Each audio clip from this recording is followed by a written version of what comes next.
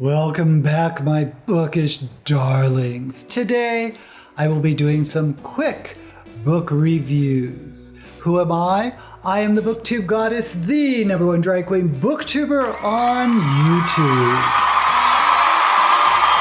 Every month, I pick books based solely on their covers in a little game called Shelve It or Shove It. But I don't usually do reviews on those books because book reviews don't do spectacularly on my channel. In fact, what's the opposite of spectacular? Oh yeah, they suck. The views suck. But I get asked often enough about what I thought of the books I've picked, so I wanted to do a quick recap of those books. And remember, these books were picked based solely on their covers. In January, I picked Square 3, or Square to the Third, or Square to the Third Power. Take your pick. It's by Mira Grant, which is a pen name for Shannon McGuire. And this was in the adult science fiction category.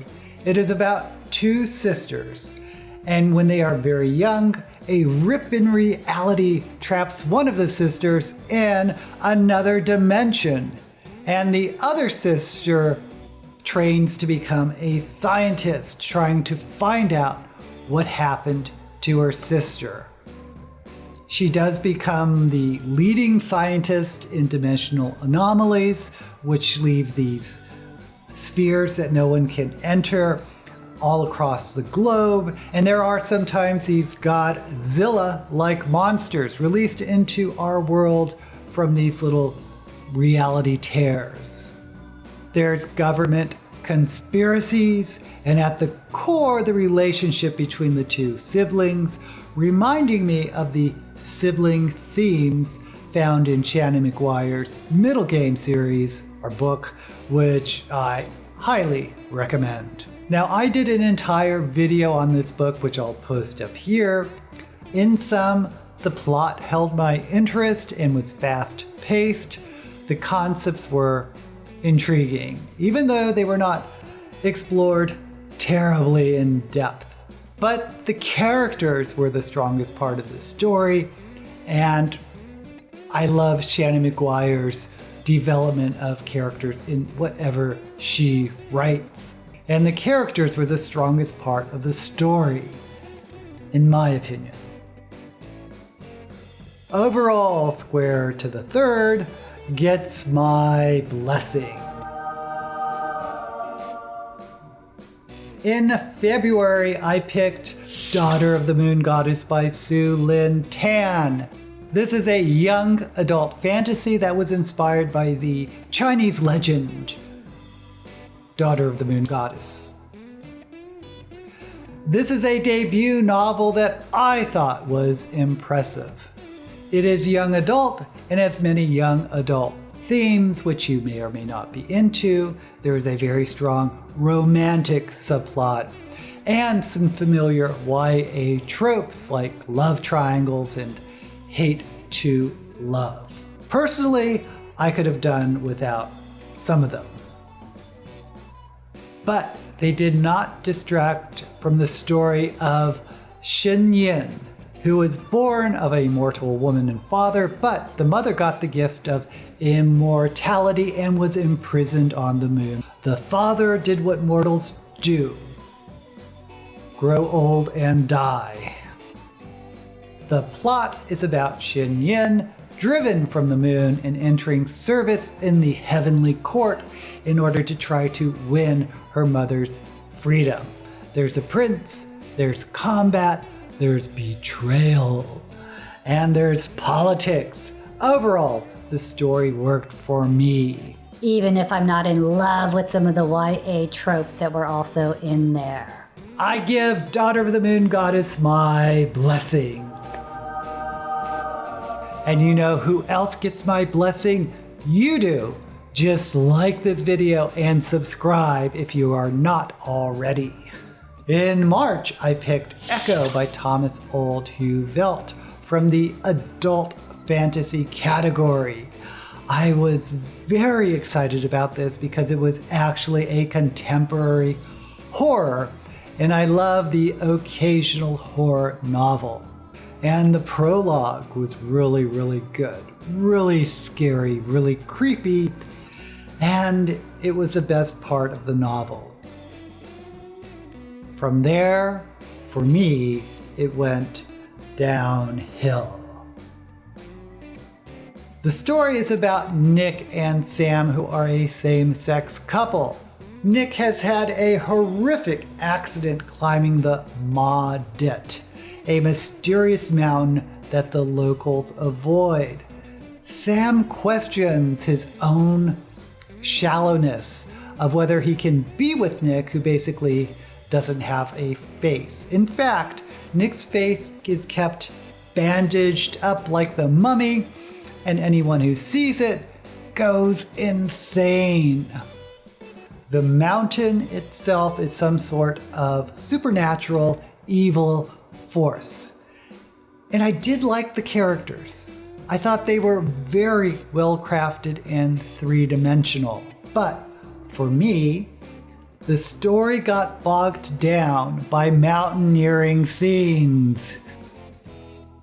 The author is apparently an avid mountaineer and went into excruciating detail in very long scenes about climbing mountains.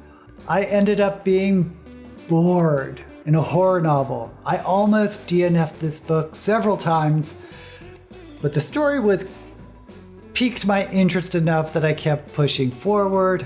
I probably should have DNF'd it. Anyway, I did finish the novel because I was curious enough about what happened at the end, and it was okay, but the slow pace and the dense prose could not save it, at least for me. I have to zap Echo.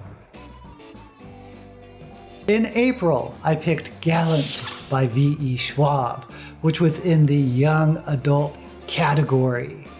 I am a big fan of V.E. Schwab. The Invisible Life of Addie LaRue was my top book of 2020, and I also enjoyed the Shades of Magic series. Gallant was interesting because I think it was kind of hard to categorize.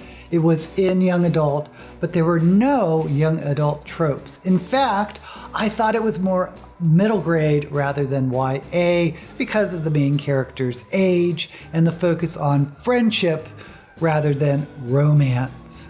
It is about a young girl named Olivia who is an orphan in this Oliver Twist type of orphanage who finally finds she has a long lost uncle who just died but left in his will that she can come live in the family mansion. She is whisked out of the orphanage and dropped into the mansion where her cousin Matthew lives. Matthew had no idea she was coming and wants her to leave yesterday. She kind of sort of befriends two of the servants in the mansion, Edgar and Hannah. Olivia finds out her family is cursed. She finds out her mother died trying to escape the curse. And she finds out there's an alternate dimension with a mirror image of the mansion. Very magical and very hidden. It is creepy and it is very fast paced. Honestly, I prefer her adult fantasy books more, but I have to admit I really enjoyed Gallant, which of course gets my blessing. In May, I picked Hotel Magnifique by Emily J. Taylor, which I believe is her debut novel. This is a young adult novel which is definitively YA, has a romantic subplot, hate to love, but done with such a light hand that it's really barely noticeable since you really are latched into the main plot. The story is about two sisters, Janny and Zoza, who live alone in poverty since their parents died. The world, at least the city where they live, is strongly influenced and flavored by France, which maybe you can tell by the title, because it's called Magnifique. Magic in this world is considered evil or destructive, but there is one famous place where it can be contained, and that is Hotel Magnifique, which is a magical hotel that hops around to a different city every day. People pay a lot of money to stay at Hotel Magnifique.